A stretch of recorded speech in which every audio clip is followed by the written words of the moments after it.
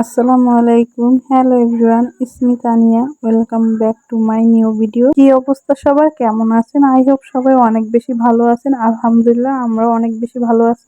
এই তো আব্বু পুয়ের মিঠুলি নিয়ে আসছে, বেগুন নিয়ে আসছিল, সিম, টমেটো, আলু, আজকে এই সব বাজারগুলো নিয়ে আসতো।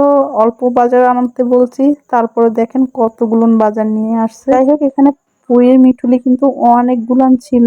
আর আব্বুকে তো বললাম, আব্বু এই পুঁইয়ের মিঠুলি কত করে নিয়েছে কেজি? আর আব্বু তো বললো অনেক কম দাম, 20 টাকা করে নাকি কেজি। তো ভাবা যায়, ঢাকাতে তো অনেক বেশি দাম এই পুঁই মিঠুলি। আমি ঢাকা গেলে তো অনেক অনেক শাকসবজি এখান থেকে নিয়ে যাব। বেগুন দুইটা এত ফ্রেশ ছিল, কিন্তু এই যে পোকা হয়েছে, কেটে দেখি ভিতরে একদম পোকায় জর্জরিত।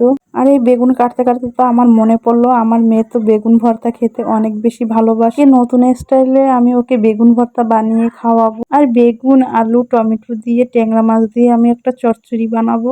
আর এই চচ্চড়িটা খেতে কিন্তু অনেক বেশি ভালো লাগে। আর ট্যাংরা মাছ, ফালসা মাছ, এগুলো তো আমার অনেক বেশি ভালো লাগে। আমি টমেটো দিয়ে কচু শাক রান্না করব। টমেটো দিয়ে কচু শাক রান্না করলে যে এত মজা লাগে, আমি তো কখনো টমেটো দিয়ে কচু শাক রান্না করে খাই নাই। আমার বড় আন্টি বলছে কচু শাক নাকি টমেটো দিয়ে রান্না করলে অনেক বেশি ভালো লাগে। আর এই টমেটো গুলার নাকি 5 টাকা করে কেজি। আব্বুকে বলছি, আব্বু 5 টাকা করে কেজি হলে অনেক অনেক টমেটো নিয়ে আসেন। আর আমি টমেটো দিয়ে সস বানাবো, এর জন্য বেশি আনতে বলছি। আর ট্যাংরা মাছটা কিন্তু আমি ভালোভাবে পরিষ্কার করে নিই। এরপরে তো এখানে লবণ, হলুদ, হালকা একটু মরিচের গুঁড়া দিয়ে আমি ভালোভাবে মেখে নিলাম। কিন্তু চুলাটা ছিল নিচে আর তক্তার উপরে ছিল, তো ওই তক্তা সরিয়ে এখন আমি এখানে টেবিল দিয়ে দিলাম। এখন তো দেখতে অনেকটা বেশি ভালো লাগতেছিল। আর আব্বুকে তো চুলা জ্বালিয়ে দিতে বলছে, আব্বু তো চুলাও জ্বালিয়ে দিল।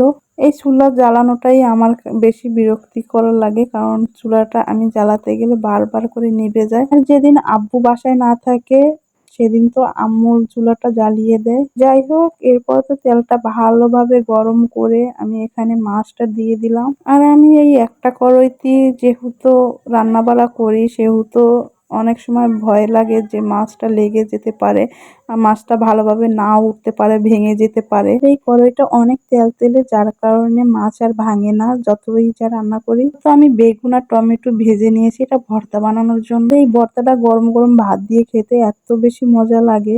তো ওইদিকে কচু শাকটা সেদ্ধ করে এনে দিয়েছে কারি কুকারে। প্রতিদিন তো আমাদের 3-4টা করে তরকারি রান্না করা লাগে, আজকে আবার ছোলাও বুনতে হবে, কারণ আমি একদিন ছোলা বুনা করি আর 2-3 দিন করে আমরা খাই। এরপর তো আমি এখানে শাকটা বাগার দিব।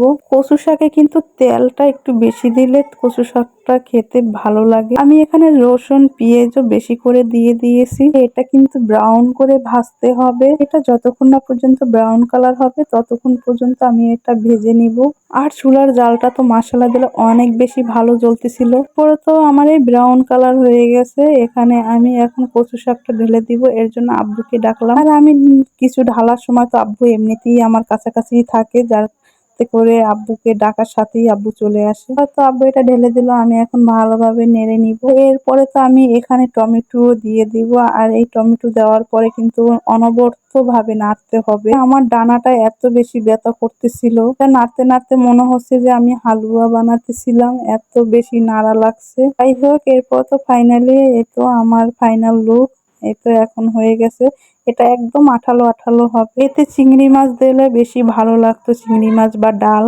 এই তো আমার কচু শাকটা রান্না করা হয়ে গেছে। এখন আমি আব্বুকে বলছি নামিয়ে দেওয়ার জন্য, এতো নামিয়েও দিল। এরপরে কিন্তু আমি বেগুন, মাছ দিয়ে রান্না করব যে চচ্চড়িটা, এটা বসিয়ে দিব। আর বিশ্বাস করুন, এই কচু শাকটা খেতে যে এত বেশি ভালো লাগছে, হয়তো টমেটো দেওয়ার কারণে আর একটু গলা ধরে নাই, অনেক বেশি মজা লাগছে। আর এই কচু দিয়েই কিন্তু আমি শিডুল বানিয়েছি।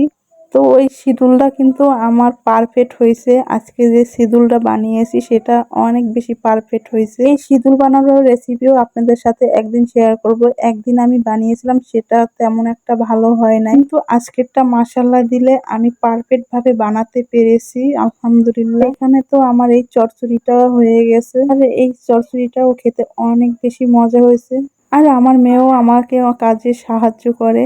তরকারিটা ঢেলে দিলাম, আমার মেয়ে তো নিয়ে রেখে আসছে। এখানে আমি ছোলাটা ভুনা করে আমার ভিডিওটা কার কাছে কেমন লাগছে অবশ্যই কমেন্ট করে জানাবে। তো আজ এ পর্যন্ত, দেখা হবে নতুন কোনো ভিডিওতে নতুন কোনো সময়। সে পর্যন্ত সবাই অনেক বেশি ভালো থাকবেন। আর হ্যাঁ, লাইক কমেন্ট শেয়ার করে আমার পাশে থাকবেন। আল্লাহ হাফেজ সবাইকে।